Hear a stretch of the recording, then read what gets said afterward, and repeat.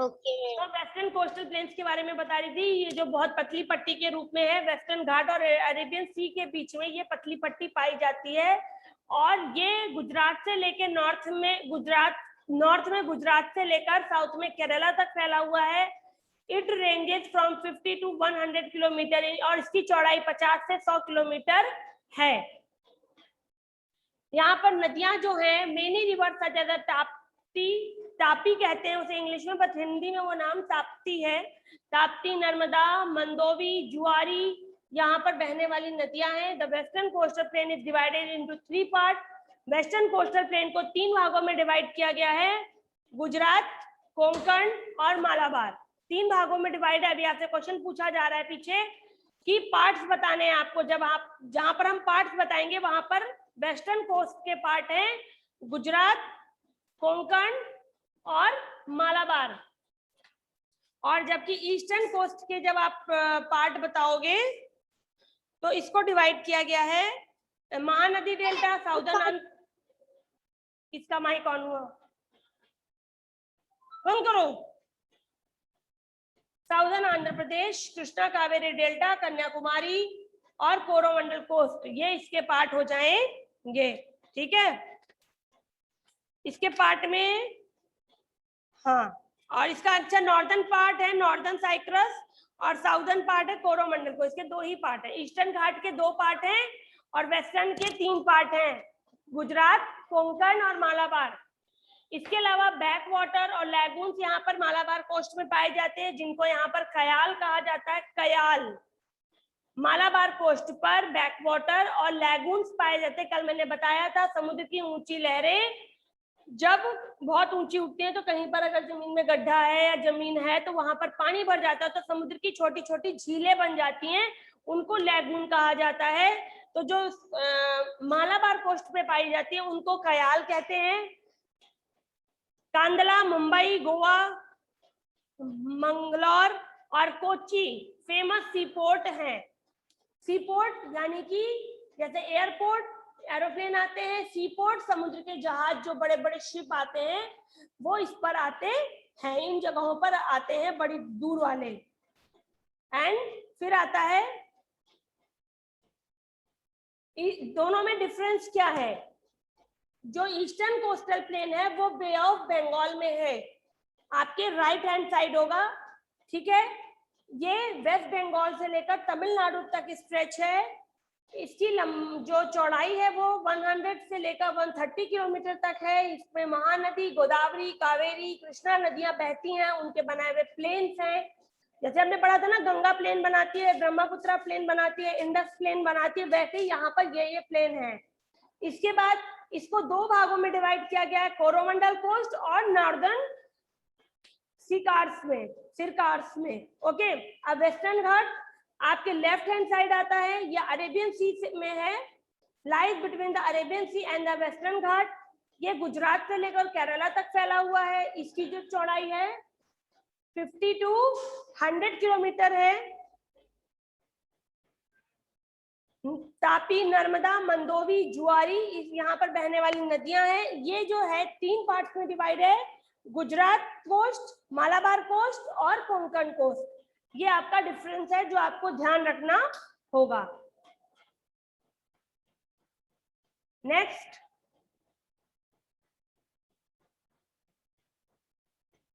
Life in the coastal plain.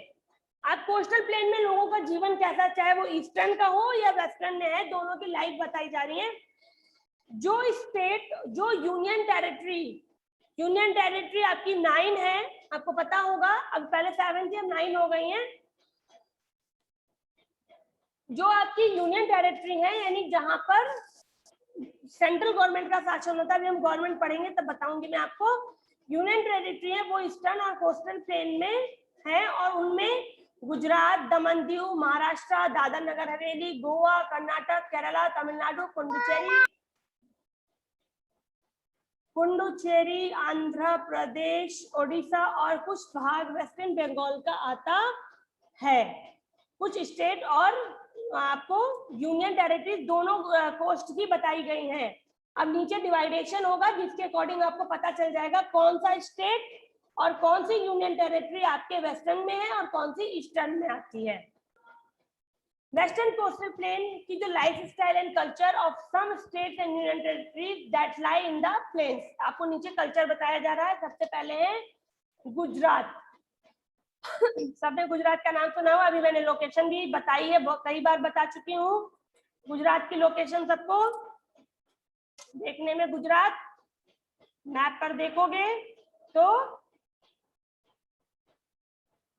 ऐसा दिखेगा, शेर के मुंह जैसा। ये पूरा लोकेशन आपका गुजरात होगा, इस बात को ध्यान रखना, आज के लिए नहीं हमेशा के लिए, ये गुजरात है। Then Gujarat lies in the west north western part of India, Bharat के उत्तरी पश्चिमी भाग में है। गांधीनगर इसकी कैपिटल है। Farming is the main occupation of the people, यहाँ के लोगों का मुख्य काम खेती करना है। Gujarat has many textile industries and oil refineries, तेल साफ करने के अलावा यहाँ पर कुछ कपड़े की इंडस्ट्रीज भी हैं। और भारत की सबसे पहली इंडस्ट्री कपड़े की जो अंग्रेजों के टाइम में स्टैब्लिश की गई थी, स्थापित की गई थी, वो यहीं पर है, सूरत में थी पहले, अब नहीं है। अब तो यहाँ पर बहुत सारे मतलब कॉटन की मिल्स है, कॉटन के कपड़े बनते हैं। डायमंड कटिंग, यहाँ का सबसे मेन काम डायमंड कटिंग है, हीरे को तराशने का काम यहाँ पर किया जाता है। पेट्रोकेमिकल इंडस्ट्रीज भी सूरत में है। Some of the famous places of interest include Dwarkadhish temple, यहाँ पर घूमने लायक जो जगह है जहाँ पर अच्छा लगता है वो है द्वारकाधीश टेम्पल, द्वारका में। द्वारका सबको पता है, सबने कृष्ण जी की अगर कहानी देखी है, सुनी है, तो उसमें द्वारिका का नाम आता है। ये वही द्वारिकाधीश टेम्पल है, और जब कृष्ण जी ने जो बताया था ये वही मंदिर है। और जिसको इसके बारे में ज्यादा पता हो वो जानता होगा कि कृष्ण जी ने जो द्वारका बनाई थी वो समुद्र के नीचे बनाई थी।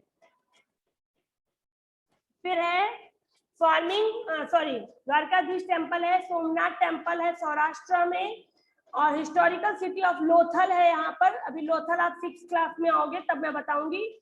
लोथल है, साबरमती आश्रम है जहाँ गांधी जी रहते थे। इसके अलावा महात्मा गांधी का घर है साबरमती में, और गिर फॉरेस्ट जहाँ पर ये बब्बर शेर एशियाटिक लॉयंस को रखा जाता है, उनका घर है। बहुत बड़ा जंगल है जिसमें ये शेर खुले होकर घूमते हैं, और आप बंद गाड़ियों से जाकर इनकी एक्टिविटी देख सकते हैं।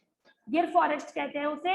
यहाँ पर थेपला, खांडवी, ढोकला और वो बहुत सारी चीजें हैं जो गुजरात की हैं।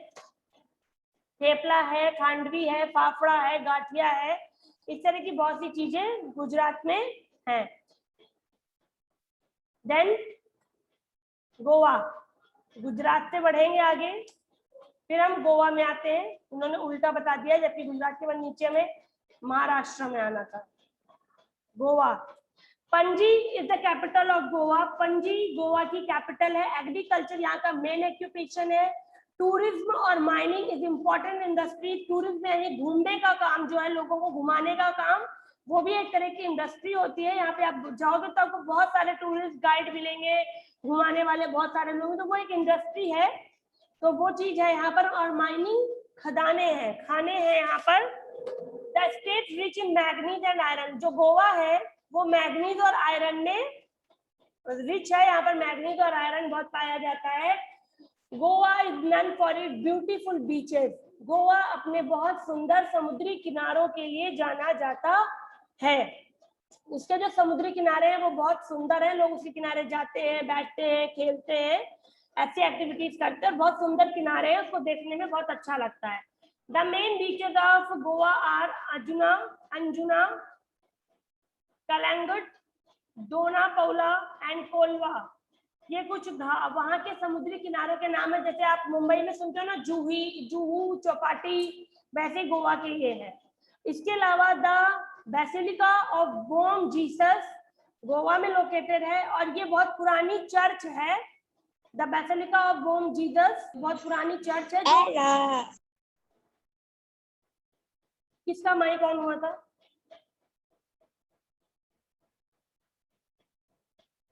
जिसका माइक ऑन हुआ था ना, लास्ट वार्निंग है अगर दोबारा ऑन हो गया।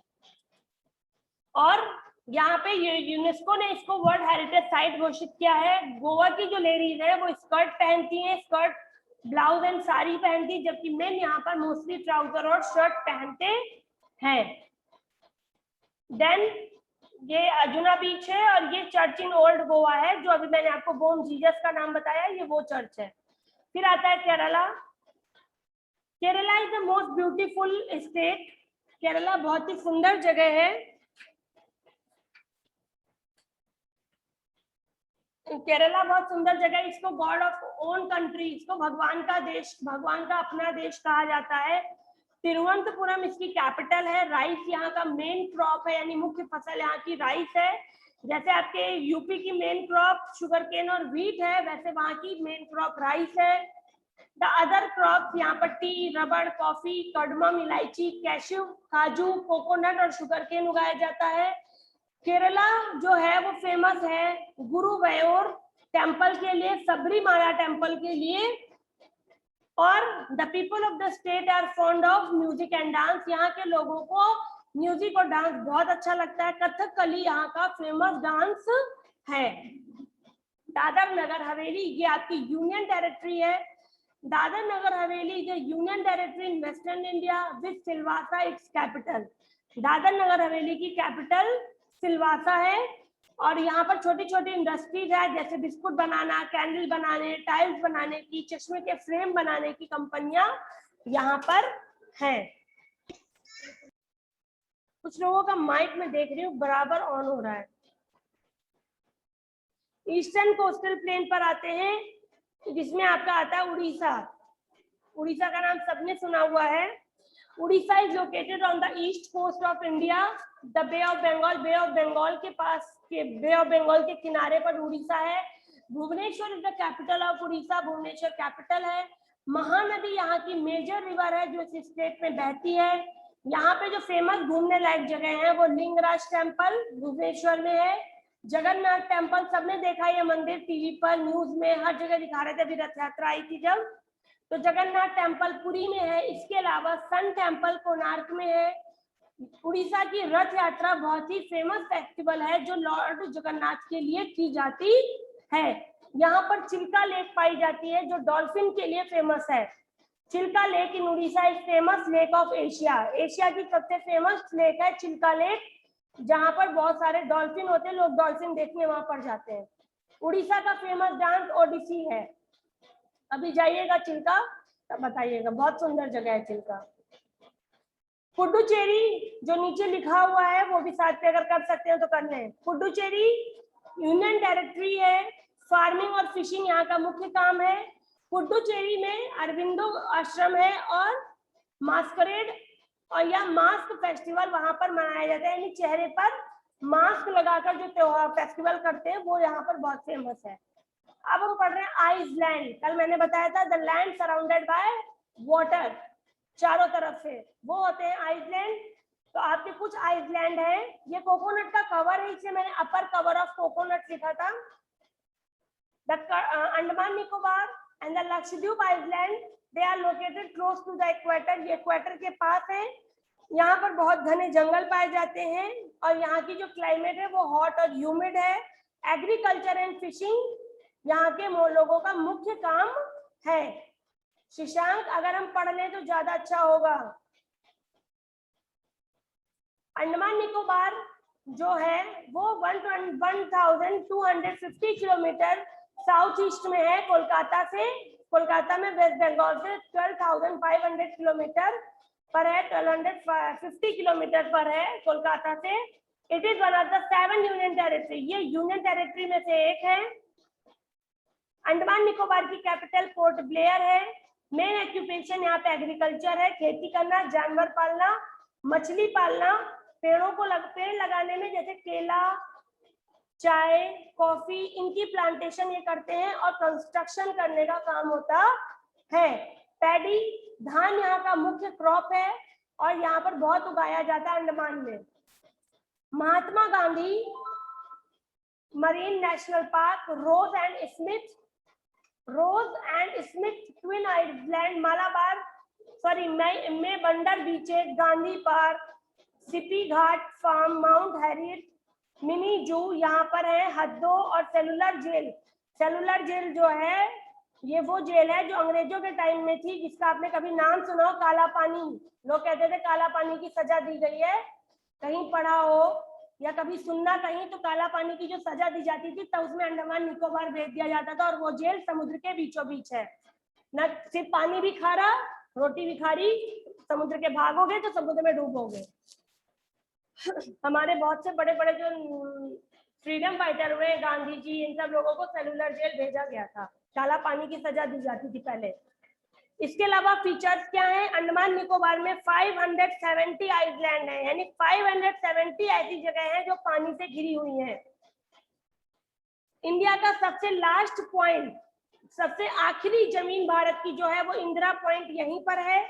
इसके अलावा हाईएस्ट पॉइंट जिसको सैडल पीक कहते हैं 7732 मीटर है समुद्र से इतनी ऊंचाई पर।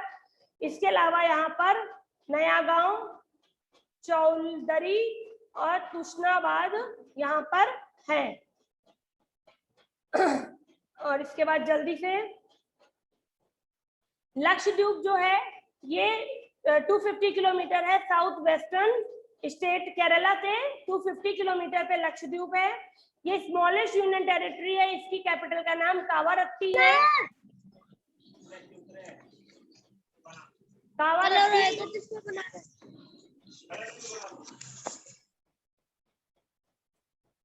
कावारत्ती लक्षद्वीप की कैपिटल है, और इसमें 25 आइलैंड है, जो जिसमें सिर्फ 10 ऐसे आइलैंड है जिनमें रहा जा सकता है।